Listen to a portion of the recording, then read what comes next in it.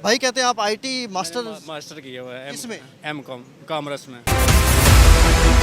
मजदूरी कर रहे हैं, क्या मसला है? जॉब नहीं मिली जी।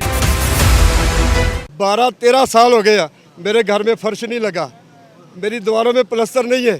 क्या तेरे को बताएं, रो रो के खुदा की कसम दिल हाय भरता है। और हमारे पाकिस्तान के मजदूरों का पता क्या हाल है, कुत्ते के बराबर। भाई कहते हैं आप आईटी मास्टर मास्टर किया हुआ है किसमें? M.Com कॉमर्स में। मजदूरी कर रहे हैं, क्या मसला है? जॉब नहीं मिली जिसकी वजह से सिफारिश नहीं है, पैसा नहीं है, जिसकी वजह से सपोर्ट नहीं कर सकते। वैसे वो नहीं जॉब देते नहीं हैं, पैसे वगैरह वो। आपके सब्जेक्ट्स कौन से थे, जरा बताएंगे थोड़ा? कॉमर्स सब्जेक्ट बताएं कोई एक। अपना एडवांस अकाउंटिंग उसमें अपना इकोनॉमिक्स आ गई और उसमें ऑडिटिंग आ गई ICOM में। उसके बाद ये सारी फाइनेंशियल मैनेजमेंट अपना ये सारी बुक्स थी। मैंने 2014 में B.Com किया था और 16 में मास्टर एनुअल सिस्टम। और उसके बाद डिप्लोमा किया अल्फला कॉलेज से। जॉब नहीं मिली हो उसके बाद, जिसकी वजह से ये कर। अच्छा जी, ये मुझे महसूस कुछ ऐसा हुआ था कि भाई जो है वो मुझे गलत गाइड कर रहे हैं कि इन्होंने आईटी में मास्टर्स किया हुआ है, मगर जब मैंने इनका टेस्ट लिया और सब्जेक्ट्स पूछे तो वाकई ये मेरे लिए बड़ा हैरानकुन है। और ये जो प्रोग्राम जो लोग देख रहे हैं उनको भी इस बात पे गौर व फिक्र करने की बड़ी ज़रूरत है कि ये मेरे भाई आईटी मास्टर किए हुए हैं। मजदूरी में क्या काम करते हैं आप? मजदूरी में मैसन का मुझे तजर्बा हो गया, वही मैं कर रहा हूँ। मिस्त्रियों का कर रहा हूँ ज़्यादातर, 8 साल से यही कर रहा हूँ। मैंने 16 में मैं फ्री हो गया था। 17 में जब मुझे नौकरी नहीं मिली, मैंने थोड़ी नौकरी की है 2 साल, वो सैलरी कम थी, गुजारा नहीं होता, जिसकी वजह वो छोड़ दी। फिर मैं इधर आ गया, मजदूरी की तकरीबन 1.5-2 साल। फिर उसके बाद मैं मैसन का काम कर रहा हूँ। आपकी उम्र कितनी है? तकरीबन 29 ईयर्स। तो किसी कंपनी में आपने अप्लाई किया था?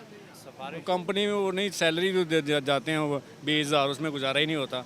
उसमें क्या गुजारा करें, वो यही वजह है जिसकी वजह से बाबा जी अस्सलाम वालेकुम। ये कर रहे हैं। बाबा जी क्या हाल चाल है? शुक्र है। बाबा जी क्या काम करते हैं? बस पेंट का काम करते हैं। कितनी दिहाड़ी लेते हैं रोज़ की? रोज़ तो आता नहीं काम, बस 1500 रुपये दिहाड़ी चलती। कितने दिन से अड्डे पर खड़े हैं मगर काम नहीं मिला? काफ़ी दिन महीना गुजर जाता है तो काम नहीं मिलता। बस ऐसे ही है, सब्र ही है। घर मायूस चले जाते हैं रात को। परेशानी का बच्चे क्या कहते हैं जब आते हैं आप घर खाली? आप वो तो कहते हैं आपको फलाना काम कर रहा था, आप लोगों को काम नहीं मिलता। ताने मारने तो वे सुनने होते ही इंसान ऊपर वाला सबके नज़रिए बना देता। उसने वादा किया देने का, जब तक इंसान जिंदा उसने देना, किस वसीले देना है इंसान नहीं जानता, वो दे देता। बाबा जी बच्चे कितने हैं आपके? हमारे 4। सबसे बड़ा बच्चा कितने उम्र का है? वो है कोई 20 साल का। काम करता है वो? काम पहले पढ़ता था, अब वो जा रहा है, मालियों के साथ जा रहा है। मालियों के साथ काम करता है। हाँ, मगर घर पे गुजारा आपके के लिए आमदन से, उसके अकेले आमदन से नहीं होता, इसलिए दोनों काम कर रहे हैं। ये ऐसे बस गुजारा, ये कभी खा ली, कभी सफ़र कर लिया। ये वो मुस्कुराहट है कि जिसको देख कर मेरी रियासत को ना डूब के मर जाना चाहिए कि ये जिस तरह की ये मुस्कुराहट इन भाई की है।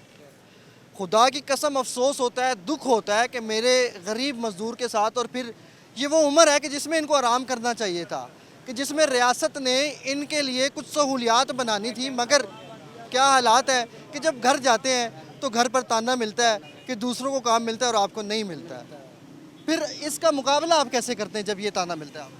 बस खामोश हो जाते हैं और क्या कर सकते हैं। छुप के रोते हैं जी, हाल बताएं आपको, दिलों का छुप के रोते हैं हम लोग। छुप के रोते हैं? छुप के रोता हूँ मैं खुद अपनी बताता हूँ कि मैं छुप के रोता हूँ कि महीने बाद जब किराया सर पे आता है या बिल आता है ना, तो छुप के रोते हैं। बच्चों को भी पता नहीं चलने देते कि खुद अपना पेट काट के बच्चों को देते हैं।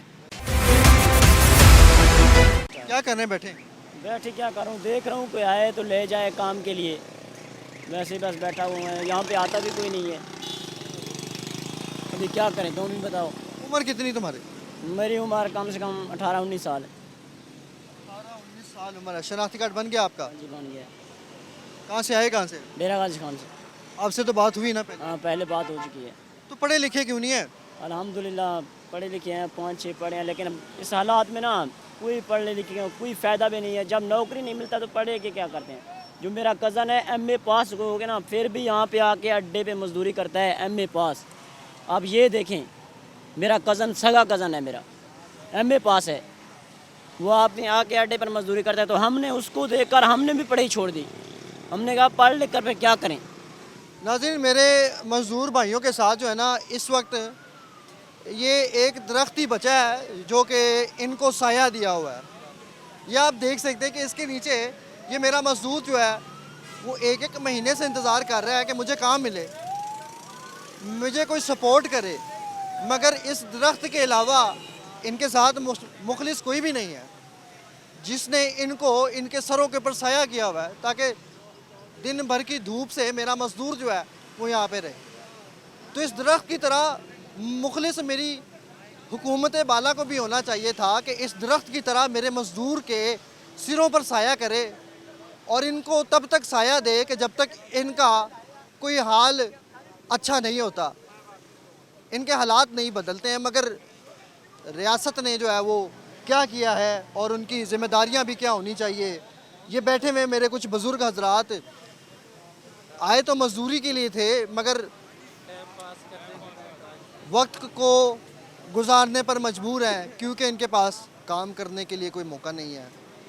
अच्छा, अभी एक बुज़ुर्ग मेरे साथ यहाँ पे जो खड़े थे, यकीन माने वो बुज़ुर्ग ने मुझे कहा कि मेरी उम्र देख कर मुझे काम करने का मौका कोई नहीं देता। मुझे आगे से ये कहा जाता है कि आपकी उम्र दराज है, आपको हम काम नहीं दे सकते। तो जो हजरात इस तरह के बुज़ुर्गों के पास जब आते हैं और इस तरह के बुज़ुर्गों से मुलाकात होती है, तो मेरी उनसे ये गुजारिश है कि कम से कम उनको इतना दे दिया करें कि उनका दिन जो है वो गुजर जाया करे। अगर आप उनको काम नहीं देते, अगर आप उन पर तरस खाते हैं, तो तरस खाने के साथ को नेकी कर जाया करें। इनकी जेब में कोई 1500 रख जाया करें, जिससे आपको नेकी भी होगी और इस गरीब का, इस बुज़ुर्ग शहरी का जो है वो वक्त भी गुजर जाएगा। हर इंसान जो है वो भीख नहीं मांगता है। आम तौर पर हम इशारों पर खड़े होते हैं, गाड़ी का शीशा नोक होता है, मोटरसाइकिल पर नोक होता है, जेब से निकाल कर 50 हम जो है वो दे देते हैं। गरीब इंसान को और मजबूर इंसान को आपने ढूंढना है कि जिसको आपने फंडिंग करनी है।